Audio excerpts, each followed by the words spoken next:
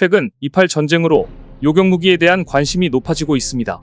그런데 최근 한국이 그동안 준비 중이던 꿈의 무기인 레이저빔의 개발을 완료했으며 배치해도 될 수준이라는 소식이 등장하면서 많은 사람들의 관심이 집중되고 있습니다. 요격 성능 또한 이스라엘이 현재 개발 중인 레이저 요격무기인 아이언빔보다 더 뛰어나다고 알려지며 매우 화제가 되고 있는데요. 어떤 소식인지 자세히 알아보겠습니다.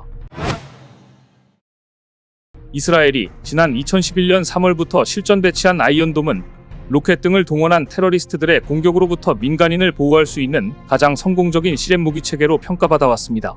그러나 하마스와 헤즈볼라 등 이슬람 무장 테러 단체들은 짧은 시간 동안 수백 발의 로켓을 난사하는 방법으로 아이언돔을 중심으로 하는 이스라엘군의 철통 방어를 무력화하려는 시도를 계속해 왔습니다. 이에 대항하기 위해 이스라엘은 2014년부터 고출력 레이저로 박격포탄과 로켓은 물론 미사일과 드론까지도 요격할 수 있는 아이언빔을 개발 중이며 현재 급박한 상황에 맞춰 실전 배치를 서두르고 있습니다. 이스라엘 방위산업체가 2005년부터 개발을 시작한 아이언돔은 테러리스트들의 공격으로부터 인구 밀집 지역의 상업시설과 민간인을 보호하기 위해 탄생한 방어체계입니다. 아이언돔은 기동이 가능해 신속한 이동과 진지 전환을 할 수 있고 레이더를 이용해 로켓 등을 포착하면 낙하 지점을 분석해 가장 높은 위협부터 순차적으로 요격하도록 설계됐습니다. 실제로 최대 탐지거리 350km의 다기능 레이더와 분당 1200개의 목표물 처리가 가능한 전투체계로 최초 탐지에서 위협 정도에 따른 실제 요격까지 걸리는 시간이 15에서 25초에 불과합니다. 드론 등 항공 표적은 최대 거리 10km에 최대 고도 3km, 로켓의 경우 7km 이내의 표적을 파괴할 수 있습니다. 문제는 하마스가 아이언돔의 철통 방어를 무력화할 방법을 찾아냈다는 것입니다. 하마스는 아무리 요격 성공률 90% 이상을 자랑하는 아이언돔이라고 해도 이동식 차량 발사대에 장착된 요격 미사일 20발이 소진되고 나면 재장전에 상당한 시간이 소요된다는 점을 노렸습니다. 여기에 아이언돔이 24시간 운용되지 않는다는 점에 주목해 이스라엘군의 경계가 느슨해지는 취약 시간에 기습 공격해 중앙지휘통제소의 대응을 어렵게 만들었습니다. 실제로 지난 7일 새벽 하마스가 장악하고 있는 가자지구에서 이스라엘 남부 지역을 향해 수천 발의 로켓이 동시에 발사됐습니다. 사실 아이언돔의 효용성에 대한 논란은 어제 오늘의 문제가 아닙니다. 그 중에서도 비용 대비 효과의 문제는 심각한 수준입니다. 아이언돔의 타격 수단인 타미르 지대공 요격미사일이 한 발에 5천만 원인 반면 하마스와 헤즈볼라 등이 공격에 사용하는 가삼 로켓은 수십에서 수백만 원에 불과하기 때문입니다.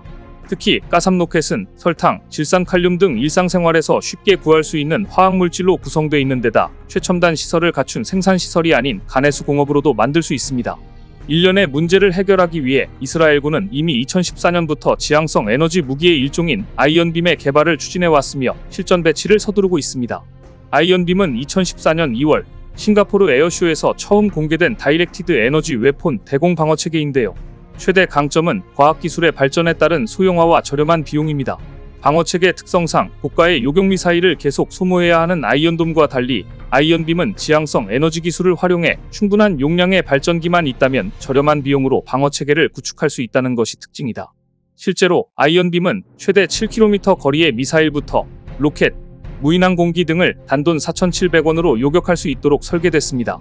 지난 2022년 4월 나프탈리 베네트 이스라엘 총리는 트위터를 통해 아이언빔의 시험에 성공했다고 밝히고 남다른 기대감을 드러내기도 했습니다. 현재 급박해지는 전쟁 상황으로 레이저 무기에 대한 관심이 이스라엘 내부에서도 높아지고 있습니다.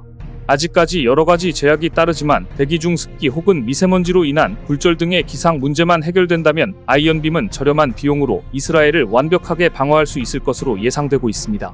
이처럼 현재 미국을 비롯한 군사 강국들은 일찌감치 레이저 대공무기 체계 개발을 서두르며 변화하는 미래 전장을 대비하고 있는 상황입니다. 실제로 앞서 미국 방산업체 제너럴 아토믹스와 보잉은 미 육군과 레이저 무기를 개발하기로 계약을 체결했다고 발표했는데요. 그런데 이들 업체가 개발하겠다고 한 레이저 무기의 성능은 현재 미 해군이 함정에 탑재해 쓰는 레이저 무기의 출력의 2배에 달하는 성능으로 알려졌습니다. 이는 아군에게 달려드는 적 항공기와 미사일을 격추하거나 망가뜨릴 수 있는 수준으로 이처럼 미국이 레이저 무기 성능 개발에 집중하고 있는 건 미래 전장을 지배할 첨단 과학 기술로 꼽히고 있기 때문입니다. 실제로 레이저 무기 체계는 고출력 에너지를 직접 표적에 집중시켜 파괴하거나 무력화하는 기술로 높은 정확도와 빛의 속도로 발사가 가능합니다. 전력만 충분하면 대량 사격과 다수 표적에 동시에 대응하는 것도 가능한 데다 군사적 효과 범위와 정도를 작전 목적에 따라 조절할 수 있고 발사와 유지 비용도 저렴하다는 장점이 있습니다. 레이저 무기는 모든 전투 수행 기능에 있어 뛰어난 군사적 효용을 지니고 있는 것으로 평가되고 있는 겁니다. 실제로 미국 의회 조사국에선 현재의 기술적 한계를 극복하면 추후 순항미사일 요격도 가능할 정도로 엄청난 위력을 가질 것으로 보고 있습니다. 앞서 국방부가 밝힌 2023에서 2027 국방중기계획에 따르면 우리 군은 레이저 대공무기 블록1을 2027년까지 전력화하는 한편 세계 드론 중대를 추가 창설하기로 했습니다. 현재 우리 군은 지상작전사령부에 4개 중대로 편성된 2개 대대가 운영 중에 있는데 여기에 더해 3개 중대를 추가 창설하는 계획이 세워진 겁니다.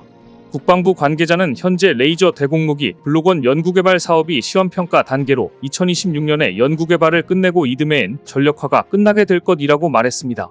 또 우리 군의 대표적인 무인기 탐지 자산인 국지방공 레이더는 기존 전력화 계획을 정상적으로 추진할 계획으로 지난달에 북한 무인기를 탐지한 것도 육군 1군단 국지방공 레이더였습니다. 다만 무기체계 개발과 전력화에 적지 않은 시간이 소요되는 만큼 우리 군은 휴대용 소형 무인기 대응체계를 우선적으로 도입해 소형 드론 대응 공백을 메울 것으로 보입니다. 특히나 레이저 대공무기의 경우 한국형 스타워즈 기술로 잘 알려져 있는데요. 레이저 대공무기는 빛의 속도로 발사되기 때문에 사실상 회피가 불가능하고 탄환이나 포탄처럼 포물선으로 날아가지 않고 직진하기 때문에 정확성이 매우 뛰어난 것으로 전해집니다. 가성비도 매우 뛰어난데 출력에 따라 차이가 있지만 레이저는 한 발에 1,000에서 2,000원 정도의 비용밖에 들지 않습니다. 앞서 ADD는 하나와 함께 2019년부터 레이저 대공무기 블록1 개발에 착수했고 2024년 육군 방공부대의 전력화를 목표로 하고 있는데요. 이는 고정형으로 운용될 예정이며 중요 시설에 대한 드론과 무인기 방공작전에 사용될 것으로 보입니다. 그리고 작년 2월 우리 군은 한국형 스타워즈 기술로 알려진 대공무기를 직접 처음으로 시험 발사하면서 전력화를 위한 검증 작업에 나섰는데요. 앞서 우리 군은 ADD 안흥 시험장에서 국방부를 비롯해 고위 정부 관계자들이 참석한 가운데 레이저 대공무기와 LSAM과 LAMD 시험 발사를 성공적으로 진행했었습니다. 앞서 말씀드렸던 것처럼 레이저 대공무기 블록1은 20kW의 출력으로 3km 이내에서 비행하는 쿼드 드론이나 고정익 무인기를 요격할 수 있으며 2030년 이전까지 개발될 레이저 대공무기 블록2는 이동이 가능하고 출력은 30kW로 늘어날 전망입니다. 이로써 북한의 탄도미사일을 방어할 수 있는 새로운 무기체계 개발이 순조롭게 이뤄지고 있는 것으로 보이는데요. 그런데 최근 무인항공기나 미사일을 격추시키기 위한 국산 레이저 대공포가 연구개발을 사실상 완료하고 드디어 우리 군에 배치해도 될 수준에 이른 것으로 전해졌습니다. 심지어 작년에 진행했던 첫 시험평가 이후 진행된 여러 차례의 시험평가 결과에서도 명중률이 100%에 달하며 모두를 깜짝 놀라게 했다고 하는데요. 군 소식통에 따르면 ADD가 개발해온 레이저 대공무기 블록1이 작년에 완성돼 현재 운용 시험평가가 진행되고 있는 중으로 10여 차례 실시된 요격 시험에서 백발백중의 성능을 달성한 것으로 전해졌습니다. 특히나 레이더와 연동해 시험한 결과 10여 킬로미터 이상 떨어진 까치 갈매기 크기의 물체까지 정확히 탐지했으며 수 킬로미터 거리 내에서 요격할 수 있었던 것으로 알려졌습니다. 이에 따라 다음 달 중 테스트가 성료될 예정으로 우리 군에서 곧바로 전력화해도 될 수준에 이른 것으로 평가받고 있는데요. 실제로 군 소식통은 요격 시험을 해보니 책받침 크기의 물체까지도 다 잡아냈다며 앞으로 전방이나 주요 시설에 배치하면 우리 영공을 침범했던 북한 무인기는 물론 그보다 훨씬 작은 소형 드론들도 다 잡아낼 수 있을 것이라고 밝혔습니다. 더욱더 놀라운 건 이번 국산 레이저포의 회당 발사 비용이 2,000원에 불과하다는 점입니다. 한 발에 최소 수천만 원에서 수억 원 이상 들어가는 대공 유도탄보다 경제적으로 레이저포는 미사일이나 기관포와 달리 낙탄 사고에 따른 민간인 등 지상 피해가 발생할 우려도 없습니다. 따라서 최근처럼 북한 무인기가 민간인 거주 지역에 진입하더라도 낙탄 피해에 대한 우려 없이 적기에 레이저빔을 쏠 수 있을 것으로 보입니다.